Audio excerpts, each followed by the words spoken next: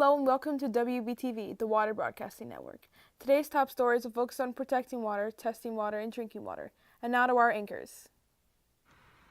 Thank you and good morning to all of our viewers at home. Our first story this morning gets right to the point. Point and non-point pollution, that is. From point pollution that streams into the water from a single identifiable source of pollution, to non-point pollution that occurs over a wide area and is not easily attributed to a single source.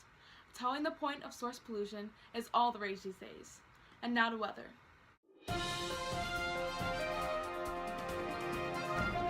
We interrupt this current newscast with an important breaking news message from a home in Mint Hill. Hi, my name is Megan Gottlieb, and this is my sick little brother Charlie.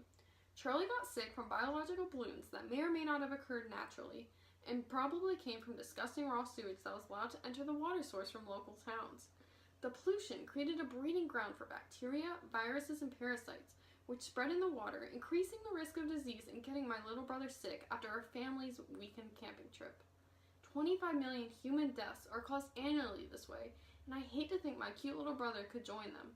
Usually, scientists test water for fecal coliform, an indicator of many different kinds of bacteria and other germs present in the water.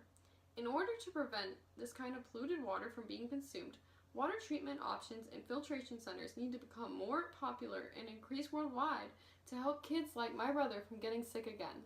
And now back to our usual newscast. This is WBTV weather reporting from the local scene of our Hot Water Weather Week.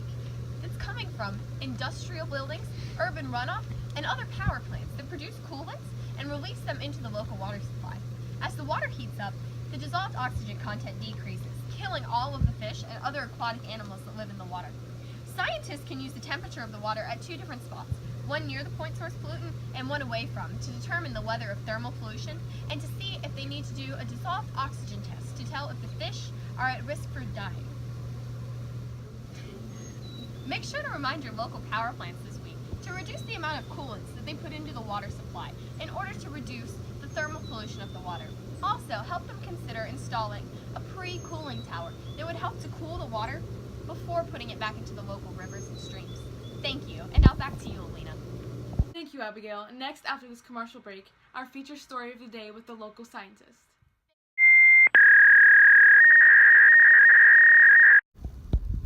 This is your water. And this is your water with pollution. Any questions?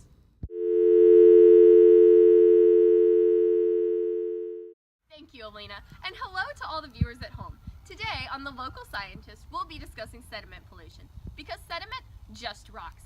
Sediment pollution occurs naturally, but human building activities that happen too close to a body of water can increase the amounts of sediment in your water. Generally, sediment is carried by wind, water, or ice to a body of water, like this creek, from urban runoff and other sources. Sediment pollution can prevent animals from seeing in cloudy or murky water. It can also disrupt the food chain of aquatic habitats, and it can spur on the growth of blue-green algae.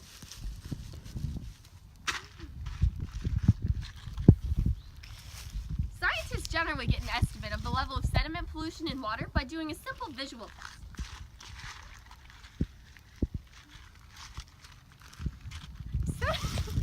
Shout out to our cameraman on today's show of The Local Scientist, my sister, Michaela Brigman. Michaela, stop making me laugh. I'm sorry. The best way to produce sediment pollution is to stop building close to a body of water. If your water has a level of turbidity similar to this one, where you have lots of mud and different levels of things in it, you probably don't want to drink it, and you should beware. You should tell your local builders to start building farther away from bodies of water and to stop throwing all of their muck into the local water or just onto the road where it could run into the water given a rainstorm. Thank you, and now back to you, Aleena. Thank you. Now to the most recent political report with Olivia. Hello, I'm Olivia, and today we have a recap of two of the most important laws governing water quality, the Safe Water Drinking Act and the Clean Water Act. The Safe Water Drinking Act is a federal law that works to ensure the quality of drinking water in America. The EPA sets the standards for drinking water quality and oversees the states, localities, and water supplies to implement these standards. The Clean Water Act works to regulate the discharge of pollutants into the nation's surface waters. It was passed in 1972 and amended in 1977 and 1987 in order to keep pollutants out of our water source. And now back to you, Aleena.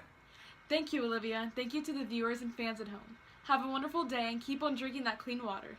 Thanks for watching WBTV, the Water Broadcasting Network.